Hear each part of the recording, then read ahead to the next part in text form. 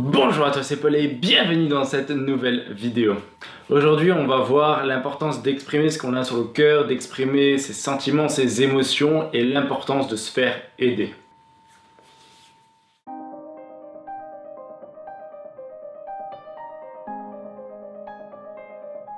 Parler de ses émotions, parler de ce qu'on a sur le cœur, ça a l'air assez difficile de nos jours, assez mal vu parce que quand on va commencer à parler de nos problèmes, de nos soucis, de ce qui ne va pas dans notre vie, de nos petits blocages, etc. à des personnes, on peut se retrouver jugé.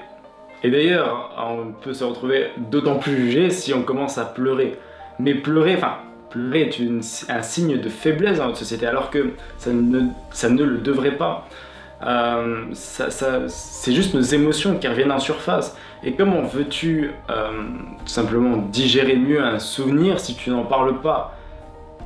C'est un peu l'aspect complexe, c'est un peu la difficulté de nos jours. Mais ce n'est pas pour autant qu'il n'y a pas des personnes pour nous écouter, pour nous aider. En fait, parler, c'est un acte social et cet acte, c'est quelque chose de tout à fait naturel. Nous, en tant qu'être humain, c'est tout à fait naturel et c'est tout à fait dans notre nature de parler, de nous exprimer. Et c'est hyper important en fait. C'est hyper important et j'ai l'impression que ça commence à se perdre de génération en génération. C'est hyper important de dire ce qu'on a sur le cœur, d'exprimer nos joies, nos excitations, nos accomplissements, comme des fois nos petits blocages, pour essayer de trouver des solutions, pour essayer de nous aider, pour que les autres puissent nous aider. Mais c'est pas si simple. C'est pas si simple parce que si tu es en dépression, tu as probablement un sentiment de culpabilité. Tu te sens peut-être coupable de ce qui t'arrive. Tu as peut-être l'impression que c'est une fatalité, que tu dis je suis en dépression, ça sera comme ça pour le restant de ma vie. D'ailleurs, ça te pousse peut-être même à l'isolement. Et en fait, ce qu'il y a, c'est que c'est un des cercles vicieux de la dépression. C'est-à-dire qu'on va partir du principe que c'est de notre faute, qu'on est coupable, que ça sera comme ça jusqu'au restant de notre vie et que voilà, on n'a pas besoin d'aide extérieure parce que c'est notre faute. Alors que au fond, pas tellement que ça en fait. Enfin, bref. Donc on va partir quand on est en dépression, on va partir de ce principe et donc on va se dire personne ne peut nous aider. Ça sert à rien que je demande de l'aide à l'extérieur, ils sont pas qualifiés, ils peuvent pas m'aider. Il n'y a que moi qui peux me guérir. Mais sauf que le résultat de tout ça, c'est qu'on se retrouve au même point. C'est-à-dire on se retrouve dans soi, dans notre bulle. En fait, je vais te partager un truc, c'est que quand on reste en soi, quand on met son attention, son focus en soi, on va pas généralement prendre de grandes décisions. On va généralement pas trouver de grandes solutions.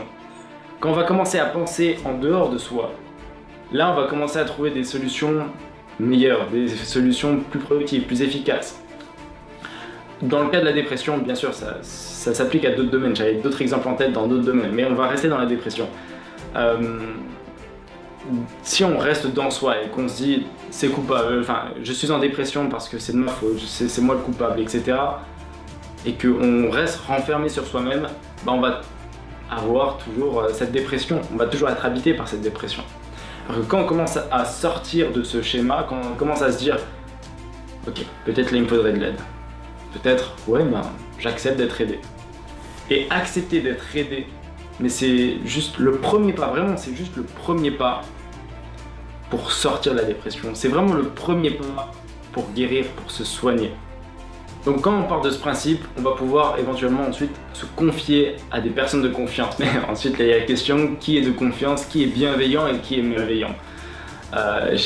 Quelle personne je peux faire confiance, quelle personne je peux me confier sans être jugé, etc. La réponse est simple, c'est que si elle se moque de vous pendant que vous êtes en larmes ou que vous parlez de vos problèmes, c'est que c'est vraiment pas du tout la bonne personne. Et c'est quelque chose de tout à fait évident, mais c'est vraiment quelque chose de concret pour savoir si une personne est bienveillante ou malveillante. Si une personne va être à votre écoute, si elle va être vraiment dans une écoute active ou si elle va juste vous écouter et ensuite juste se marrer. Je suis sûr, il y a forcément au moins une personne dans votre entourage. Ça peut être une sœur, un frère, ça peut être un parent, ça peut être votre fils, ça peut être vos grands-parents, ça peut être votre tante, votre oncle, votre marraine, un meilleur ami à qui vous pouvez vous confier sans être jugé et qui sera là pour vous écouter attentivement. Il y a au moins une personne. Et cette personne ou ce groupe de personnes à qui vous pouvez faire confiance, à qui vous pouvez parler sans jugement et qui sera vraiment là à votre écoute, ben, cette écoute juste, le fait de parler, de verbaliser tout simplement sa souffrance, les choses qui vont pas dans sa vie, etc. Ça permet de mettre des mots dessus, ça permet de mieux digérer justement ces choses, éventuellement ces traumatismes, les petits tracas de votre vie qui ne va pas et qui permet de tout synchroniser pour aller de l'avant. Et en fait d'ailleurs, parler d'ailleurs à des personnes de confiance, exprimer, verbaliser tout ça, est entre guillemets quelque part une forme de thérapie. Si on garde tout pour soi et on reste renfermé, on va toujours garder cette dépression, cette négativité à l'intérieur. Si on commence à l'extérioriser, on va pouvoir éventuellement guérir. Vous pouvez totalement guérir en parlant à vos proches, etc.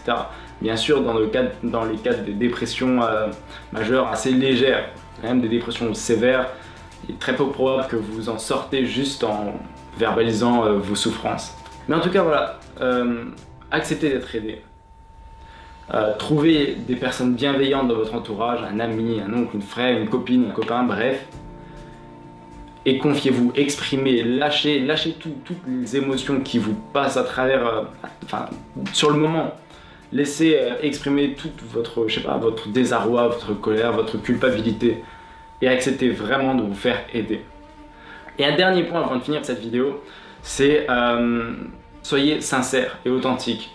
Et surtout dans le cas si vous vous retrouvez à parler de votre dépression à votre médecin. Si vous commencez à dissimuler certaines choses, que vous avez honte ou que vous n'avez pas forcément envie de dire, ça peut fausser le diagnostic et donc éventuellement fausser le traitement d'antidépresseurs ou de thérapie. Et donc, dans ce cas, vous pouvez vous retrouver avec une solution qui n'est pas adaptée à votre dépression. Et dans ce cas, vous perdrez du temps et de l'argent inutilement. Soyez vraiment, si vous parlez de votre dépression à votre médecin, soyez vraiment sincère. C'est vraiment un prérequis. Mais en tout cas, voilà, le message fort que j'aimerais faire passer durant cette vidéo, c'est accepter de vous faire aider. Parce que quand on reste dans soi, il est très très probable, je dis pas tout le temps, mais dans la majorité des cas, il est probable qu'on reste dans le même schéma de pensée et qu'on ne se libère pas. Parlez à votre entourage, à des personnes de confiance, verbalisez les choses, acceptez de vous faire aider et ce sera le début de votre guérison, tout simplement. Voilà, j'espère que j'ai pu éventuellement te faire prendre conscience de certaines choses, te montrer l'importance de tout simplement verbaliser les choses et d'en parler à ton entourage, de te faire aider tout simplement. Et je t'invite à t'abonner à ma chaîne YouTube pour faire partie de mon aventure pour faire 1 million d'euros de la dépression au bonheur et de me soutenir dans mon rêve qui est de faire ma première conférence. Je te tiendrai au jus. D'ailleurs, si tu veux être tenu au jus quotidiennement, je t'invite à m'ajouter sur Snapchat. Mon pseudo sera juste en dessous dans la description. En tout cas, sur ce, je te dis vis heureux et n'oublie jamais, la vie est belle. C'était Paul. Bye bye.